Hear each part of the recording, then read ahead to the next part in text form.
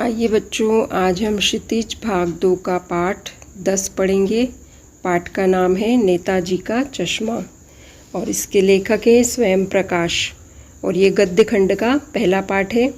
और इसमें पाठ के सारांश से पहले हम लेखक के बारे में थोड़ा सा जान लेते हैं। प्रकाश जी का जन्म 1947 में इंदौर मध्य प्रदेश में हुआ। मैकेनिकल इंजीनियर की पढ़ाई करके औद्योगिक प्रतिष्ठान में नौकरी करने वाले स्वयं प्रकाश जी का बचपन और नौकरी का बहुत बड़ा समय राजस्थान में बीता।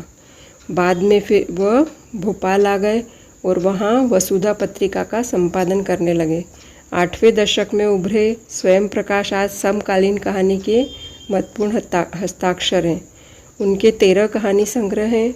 सूरज कब निकलेगा, आएंगे अच्छे दिन भी, आदमी जात का आदमी, संधान, ये उल्लेखनीय है।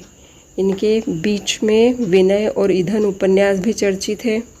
इनके उपन्यासों का नाम है बीच में विनय और ईंधन। उन्हें पहल सम्मान, बनमाली पुरस्कार, राजस्थान साहित्य अकादमी पुरस्कार आदि पुरस्कारों से भी पुरस्कृत किया जा चुका है। मध्यम वर्गीय परिवार के चितेरे स्वयं प्रकाश जी की कहानियों में वर्ग शोषण के विरुद्ध चेतना है, तो हमारे सामाजिक जीवन में जाति, संप्रदाय, लिंग के आधार पर जो भेदभाव है उसके खिलाफ भी प्रतिकार किया है। रोचक किस्सा शैली में लिखा गया है और इनकी कहानियाँ बहुत ही परंपरा को संबद्ध करती है। चारों ओर सीमा से घिरे भूभाग का नाम ही देश नहीं होता। देश बनता है उसमें रहने वाले सभी नागरिकों, नदियों, पहाड़ों, पेड़ पौधों, वनस्पतियों, पशु पक्षियों और इन सबसे प्रेम करने तथा इनकी समृद्धि के लिए प्रयास करने का नाम ही देशभक्ति है। नेताजी का चश्मा कहानी कैप्टन चश्मे वाले के माध्यम से देश के करोड़ों नागरिकों के योगदान को रेखांकित करती है, जो इस देश के निर्माण में अपने अपने तरीके से सहयोग करते हैं। कहानी यह कहती है कि बड़े ही नहीं, बच्चे भी इसमें शामिल हैं। अब हम कहानी का सारांश पढ़ेंगे। इससे आपको प्रश्नोत्तर करने में और व्याख्या करने में सहयोग मिलेगा। इस पाठ में लेखक ने नेताजी की मूर्ति के चश्मे के बारे में बताया है और वह स्वयं हालदार है और वह हर 15वें दिन काम के सिलसिले में एक कस्बे से गुजरते थे। वह कस्बा बहुत बड़ा नहीं था, लेकिन वहाँ पर कुछ पक्के मकान थे, एक बाज़ार था, एक लड़कों का स्कूल था, एक लड़कियों का स्कूल था और एक सीमेंट का कारखाना था और 2 ओपन एयर सिनेमा घर थे और एक नगर पालिका थी। नगर पालिका भी कुछ न कुछ करती रहती थी। कभी पक्की सड़कें करवा दी, कभी पेशाब घर बनवा दिए, कभी कबूतरों की छतरी बनवा दी। इस तरह के कुछ कुछ काम होते रहते थे। इसी नगर पालिका के एक उत्साही बोर्ड या प्रशासनिक अधिकारी ने एक बार शहर के मुख्य बाजार के चौराहे पर नेताजी सुभाष चंद्र बोस की संगमरमर की प्रतिमा लगवा दी। यह कहानी उसी प्रतिमा के बारे में है, बल्कि उससे एक छोटे से हिस्से के बारे में। पूरी बात तो ज़्यादा पता नहीं है, लेकिन बहुत अच्छे मूर्तिकार की जानकारी नहीं थी और गांव के एक ड्राइंग मास्टर थे, उसी कस्बे के मोतीलाल जी, उन्हें ही मूर्ति बनाने का काम सौंप दिया गया था और उन्होंने महीने भर में मूर्ति बनाकर पटक देने के विश्वास दिलाया था और मूर्ति बन गई। जैसा कि संगमरमर की मूर्ति थी, उसमें कोट में बटन लगे थे और बहुत सुंदर मूर्ति बनी थी और कुछ मासूम सी थी। फौजी वर्दी पहनी हुई थी नेताजी ने और मूर्ति देखकर ऐसा लगता था कि दिल्ली चलो, तुम मुझे खून दो, मैं तुम्हें आज़ादी दूंगा। ये सब सुभाष चंद्र जी के नारे याद आते थे। इस दृष्टि से वह सफल और सराहनीय थी, चाहे जैसी भी बनी हो। लेकिन उनकी आंखों पर चश्मा नहीं था। उस मूर्ति की आंख पे चश्मा नहीं था तो वह अजीब लग रही थी, क्योंकि जब भी हम सुभाष चंद्र बोस जी का फ़ोटो देखते हैं तो उसमें चश्मा पहना होता है, उनका गोल चश्मा, लेकिन वह बिना चश्मे की मूर्ति थी। एक सामान्य और सचमुच के चश्मे की चौड़ी फ्रेम उस मूर्ति को पहना दी गई। जब हालदार साहब वहाँ से निकले और चौराहे पर पान खाने रुके तो उन्होंने मूर्ति की तरफ देखा और उनके चेहरे पर हंसी आ गई। वाह, क्या आइडिया है! मूर्ति तो पत्थर की, लेकिन चश्मा रियल है। फिर वह वहाँ से पान खाकर निकल गए।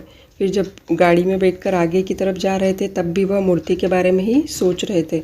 वह मूर्ति को, रंग, कद, किसी भी चीज़ को नहीं देख रहे थे, वह सिर्फ इस भावना को देख रहे थे कि कितनी बड़ी बात है देशभक्ति। दूसरी बार जब हालदार साहब उधर से गुजरे तो उन्हें मूर्ति में कुछ अंतर दिखाई दिया। उन्होंने ध्यान से देखा तो चश्मा दूसरा था। पहले मोटो फ्रेम का चश्मा था चौकोर, और अब तार वाली फ्रेम का गोल चश्मा था। हालदार साहब का कौतुक और बढ़ा। उनको आश्चर्य हुआ कि भाई क्या आइडिया है, कपड़े तो बदल नहीं सकते मूर्ति के, पर चश्मा रोज़ बदल सकते हैं। तीसरी बार फिर वही चश्मा। फिर वह उनको आदत पड़ गई। वो चौराहे पर रुकते, पान खाते और मूर्ति को देखते, और फिर वो देखते कि चश्मा रोज़ बदला हुआ मिलता था अक्सर। तो उन्होंने एक दिन पान वाले से पूछ लिया कि भाई नेताजी का चश्मा क्यों बदल जाता है। पान वाले ने मुंह में पान ठूस रखा था और काला मोटा सा खुशमिजाज आदमी था वो, और हंसते हुए बोला कि साहब ये कैप्टन चश्मे वाला करता है। तो हालदार साहब समझ नहीं पाए। चश्मा चेंज कर देता है, पान वाले ने समझाया। क्या मतलब है? हालदार साहब को अब भी समझ नहीं आया। अरे फिर वो बोला कि कोई ग्राहक आता है और अगर जो नेताजी की मूर्ति पे चश्मा है वो फ्रेम पसंद आ जाती है तो वो उसको दे देता है, फिर दूसरा चश्मा पहना देता है। इस तरह से वहाँ की मूर्ति के चश्मे बदलते रहते हैं। तो हालदार साहब कुछ बात समझ में आई कि एक चश्मे वाला है और उसका नाम कैप्टन है। उस चश्मे वाले को नेताजी की बगैर चश्मे की मूर्ति बुरी लगती है और वह सोचता है कि नेताजी को बिना चश्मे से असुविधा होती होगी, इसलिए अपनी छोटी सी दुकान में उपलब्ध जो फ्रेम है गिनी चुनी, उनमें से एक फ्रेम वह नेताजी के ऊपर फिट कर देता है। लेकिन जब कोई ग्राहक आता है और कहता है कि हमें वही फ्रेम पसंद है जो नेताजी की मूर्ति पर लगी है, तो वह फिर जाता है और नेताजी की फ्रेम उतार कर उनसे माफ़ी मांग देता है और उसके ऊपर दूसरी फ्रेम लगा देता है मूर्ति पर। इस तरह से वह फ्रेम बदलता रहता है। और जब फिर हालदार साहब पान वाले से पूछते हैं कि लेकिन ओरिजिनल चश्मा कहाँ है नेताजी का, तब वो बताता है कि चश्मा मास्टर जी बनाना भूल गए, मूर्ति पर चश्मा है ही नहीं, इसलिए रोज़ रोज़ नई फ्रेम लग जाती है मूर्ति पर। मूर्ति पर चश्मा बनाने का प्रयास किया किंतु असफल हो गए, इसलिए मूर्ति बिना चश्मे की रह गई। हालदार साहब को यह सब कुछ बड़ा विचित्र लग रहा था। हालदार साहब चश्मे वाले की देशभक्ति के समक्ष नतमस्तक थे और अपनी गाड़ी में जाकर बैठने लगे। तो फिर पूछा कि कैप्टन चश्मे वाला क्या नेताजी का साथी है या फिर किसी आज़ाद हिंद फौज का भूतपूर्व सिपाही है। तो पान वाले ने कहा कि अरे वह कुछ नहीं है, वो देखो वो लंगड़ा, क्या जाएगा वो फौज में, पागल है पागल। इस तरह से उन्होंने कहा। तो हालदार साहब को पान वाले के द्वारा एक देशभक्त की इस तरह से मजाक उड़ाना बहुत बुरा लगा। उन्हें बिल्कुल अच्छा नहीं लगा, और जब उन्होंने पीछे मुड़कर देखा तो वह अवाक रह गए। एक बेहद बूढ़ा व्यक्ति, लंगड़ा सा आदमी, सिर पर टोपी पहने, आंखों पर काला चश्मा लगा, एक हाथ में छोटी सी संदूकची लिए आ रहा था, और वह गली गली फेरी लगाता था और चश्मे बेचता था। हालदार साहब चक्कर में पड़ गए। पूछना चाहते थे इसे कैप्टन क्यों कहते हैं, लेकिन क्या यही इसका वास्तविक नाम है, पर पान वाले ने पहले ही साफ बता दिया कि इसके बारे में किसी को कुछ पता नहीं है। फिर वह जीप में जाकर बैठ गए। 2 साल तक हालदार साहब अपने काम पर सिलसिले में इस कस्बे से गुजरते थे और नेताजी की मूर्ति पर बदले हुए चश्मों को देखते थे। कभी गोल तो कभी चौकोर, तो कभी काला, कभी धूप का चश्मा, कभी बड़े कांच वाला गोल चश्मा। इस तरह से रोज़ वह तरह तरह के चश्मे देखते थे और खुश होते थे।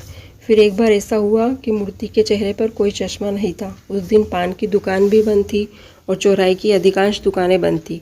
अगली बार मूर्ति की आंखों पर चश्मा नहीं था। हालदार साहब ने पान खाया और धीरे से पान वाले से पूछा, आज तुम्हारे नेताजी की आंखों पर चश्मा नहीं है? तो पान वाले ने उदास होकर बताया कि कैप्टन मर गया है। फिर हालदार साहब कुछ नहीं पूछ पाए और अपनी आंखों को पोंछते हुए वह धीरे से गाड़ी में बैठकर रवाना हो गए, और बार बार सोचते कि क्या होगा उस कौम का जो अपने देश की खातिर घर गृहस्थी, जवानी, ज़िंदगी सब होम कर देती है, और उसके ऊपर भी लोग हंसते हैं और बिकने का मौका ढूंढते हैं। दुखी हो गए वे। 15 दिन बाद फिर उसी कस्बे से गुजरे।